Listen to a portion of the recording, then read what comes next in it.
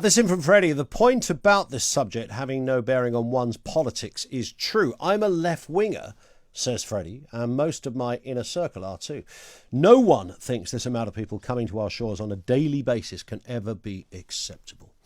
We are, of course, responding to what frankly is staggering news over the weekend. This was one of those sort of classic stories where lots of different elements of an overarching story kind of all seem to come together. A motorist firebombed a processing centre for migrants in Dover yesterday before killing himself in a deadly escalation of the small boats crisis on the Kent coast. 2 people were injured when 3 homemade devices were thrown at a border force jetty where new arrivals are taken after being picked up in the Channel. The attacker later killed himself at a petrol station nearby. This comes as ministers try to control the migrant emergency. Suella Braverman, the Home Secretary, facing criticism over conditions at Manston Airport, which is the asylum processing centre about 20 miles away from Dover. Meanwhile, migrants are set to share hotels with the public under plans being considered by the Home Secretary to regain control of the Channel crisis. It comes after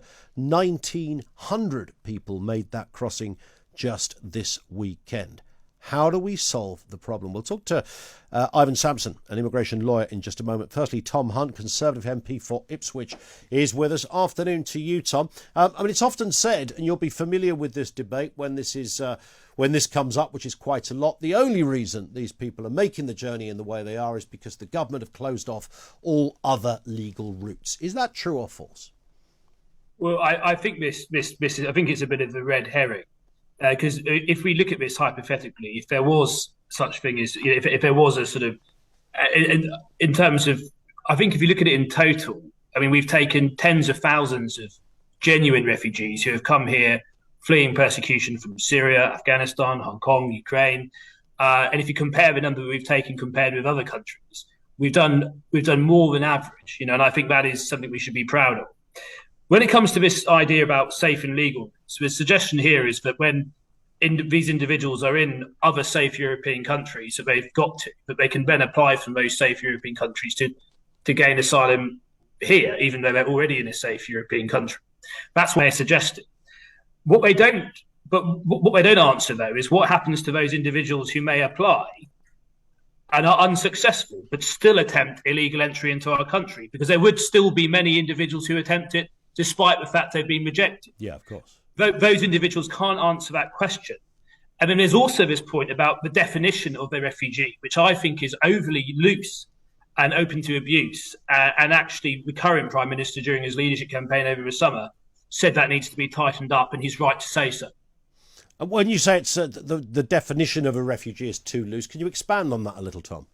Well, I think for me, the fact that there are so many people being granted refugee status, even though we know from the data that has been produced that almost half are from Albania, which we know Albania is not as economically advanced as the UK, but it is a safe European country. They're in line in some point in the future to become an EU member. They're in NATO. This is a safe country. So the individuals coming from Albania are economic migrants. My view is that those who are entering our country illegally from another safe European country are committing a criminal act. They are knowingly breaking the laws of our country by entering our country illegally.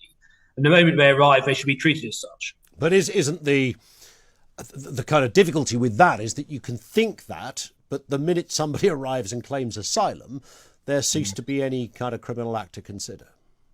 Well, I mean, I think that we're dealing with individuals who have shown no regard at all for our immigration laws. They've broken our immigration laws to enter our country illegally from another safe European country. And I think that is our starting point with them. But if you are leaving the safe European country, which I'm told, and maybe our immigration lawyer in a moment will put us right on this, I'm told that even though we think that's probably illegal or unethical, apparently it isn't. Well, I mean, I think that we have through the Borders Bill, through the Borders Bill makes it very clear that it is illegal entry into our country. That is very clear. But where there are aspects of the law as it stands that aren't, allowing us to deal with this problem, and clearly there needs to be further legal changes. Do you think Suella Braverman is the person that's likely to be able to implement these changes, Tom? I mean, many of her predecessors and her predecessors' predecessors have tried this and failed. I think that Suella Braverman is very robust on this issue. I've spoken to her before about small boat crossings, and I think she's well placed. I think she's one of the best people in the parliamentary party to deal with a problem. So I was happy when she was appointed as Home Secretary.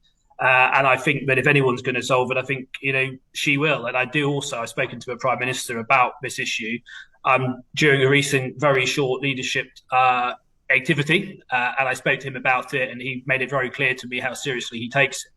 But I've just got a very robust view on this. I just think if you enter our country illegally from another safe European country, I think it really raises questions about whether you're the sort of person we want to be welcoming into our country.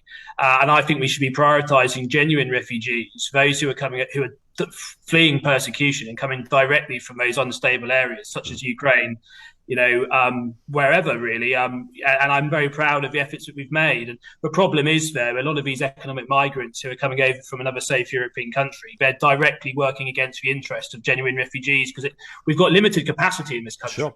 And it is a right thing that we're generous towards genuine refugees, but there's a cost to that in terms of pressure on public services, etc. That's made all the more difficult when you have this parallel illegal flow of economic migrants coming from France. To be perfectly honest, my concern when I wake up in the morning is for the welfare of my constituents in Ipswich. That's my priority, and I want to help genuine refugees. My priority is not the welfare of economic migrants who have illegally entered our country. If they don't like it here, they can go back to France. No one is forcing them to stay in the UK. They've illegally entered. They haven't been invited.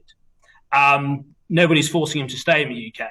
And I would advise them to go back to France or Albania if they. All right, Tom, thank you very much. Tom Hunt, Conservative MP for Ipswich. Ivan Sampson, immigration lawyer. Afternoon to you, Ivan. Let's just clarify this position of legal, illegal, etc. You're in France. It's a